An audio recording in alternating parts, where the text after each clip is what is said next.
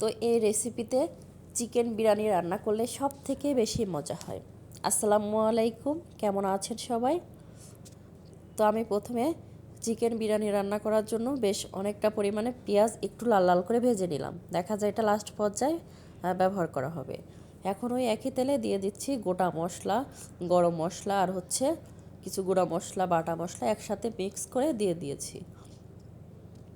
দিয়ে মশলাটা ভালো করে কষিয়ে নিচ্ছি। পরবর্তীতে এখানে দিয়ে দিব বিরিয়ানির প্যাকেটে থাকা যে মশলা, ওইটা এখানে ইউজ করব। সামান্য পরিমাণে দিব আর কি, তো খুব বেশি দিব না। তো মশলাটা আগে ভালোভাবে কষিয়ে নিতে হবে। তো মশলা ভালো করে কষানো হলে খাবারটা খেতে ততটাই মজা হয়। তো এখন দিয়ে দিচ্ছি যে প্যাকেটে থাকা যে মশলা, ওইটা দিয়ে নিলাম। তারপরে দিয়ে দেব পরবর্তীতে মুরগির মাংস দিয়ে ভালো করে মশলার সাথে ভাজা ভাজা করে কষিয়ে নিতে হবে। তো আপনাদের সাথে একটা কথা শেয়ার করি।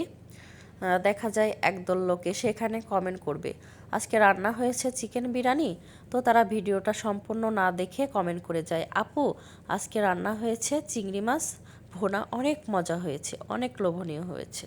তো আমি তো রান্না করেছি চিকেন বিরিয়ানি। তারা এসে এখানে কমেন্ট করে চিংড়ি মাছ ভুনাটা অনেক মজা হয়েছে। আবার দেখা যায় যেদিন চিংড়ি মাছ ভুনা করা হয়, তারা এখানে এসে কমেন্ট করে, আপু আজকে মুরগির ভুনাটা দারুণ হয়েছিল, অনেক লোভনীয় হয়েছিল। তারা তো ভিডিও পুরাটা দেখেই না, না দেখে এমন কমেন্ট করে যায়, এগুলা ঠিক না। আবার অনেকে আছে দেখা যায়, আপু তোমার পেজটা ফলো করেছি, তুমি আমার পেজে ফলো করে দিও। তো দেখা যায় তার কমেন্টের উপর ভিত্তি করে তার পেজটা ফলো করে আসা হয়। পরবর্তীতে দেখা যায় সে ফলোটা উঠিয়ে নেয়, এই কাজটাও মোটেও ঠিক না। তো যাই হোক, কিছু কথা আপনাদের সাথে শেয়ার করলাম। তো এদিকে মুরগির মাংস রান্না হয়ে গেছে, উঠিয়ে নিয়েছি। এখন ওই একই মশলায় আমি এই যে চালটা আগের থেকেই ধুয়ে পানি ঝরিয়ে নিয়েছিলাম, এখন ভেজে নিচ্ছিলি মশলার সাথে আর কি একটু সময় নিয়ে। তো দেখা যায় এভাবে ভাজা ভাজা করে নিলে চাউলের ভিতরে সব মশলা ঢুকে খেতেও বেশি মজা হয়। তো এখানে কিছুটা কাঁচামরিচ দিয়ে দিয়েছি। তো এখন পরিমাণ মতো দুধ দিয়ে দিচ্ছি, তো যতটুকু লাগে আর কি। তো ঝোলের পানিটা যখন ফুটে যাবে তখন রান্না করে রাখা যে চিকেনগুলো রান্না করলাম ওইগুলো এখানে মিলিয়ে দিব। আবার দেখা যায় চালটা একদম রান্না হয়ে গেলে পরবর্তীতেও কিন্তু মাংসটা এখানে মিলিয়ে দিয়ে নেড়ে চেড়ে মিক্স করে রেখে দিলেই হয়ে যায়। তো এই অবস্থায় রেখে দিলে দেখা যায় চাউল মাংস তো সব কিছুর ভিতরে প্রপারলি সব মশলা ঢুকে খেতেও বেশি মজা হয়। এজন্য এই অবস্থাতেই এখন এখানে মিলিয়ে দিচ্ছি রান্না করে রাখা মাংস।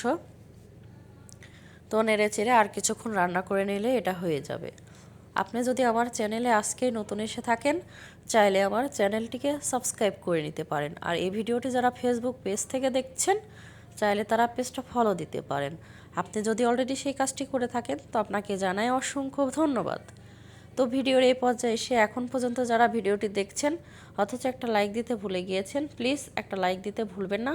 আর ভিডিওটি যদি বেশি বেশি ভালো লাগে কমেন্টের মাধ্যমেও জানাতে পারেন, চাইলে ভিডিওটি ফ্রেন্ড ও ফ্যামিলির মাঝে শেয়ারও করতে পারেন। তা এখন কিছুটা পেঁয়াজ বেরেস্তা ছড়িয়ে দমে রেখে দিলেই রান্না হয়ে যাবে চিকেন বিরিয়ানি, অনেক মজাদার চিকেন বিরিয়ানি।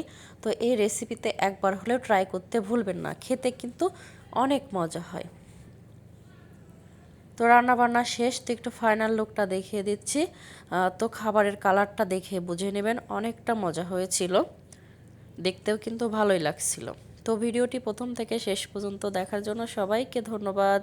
আল্লাহ হাফেজ, আসসালামু আলাইকুম।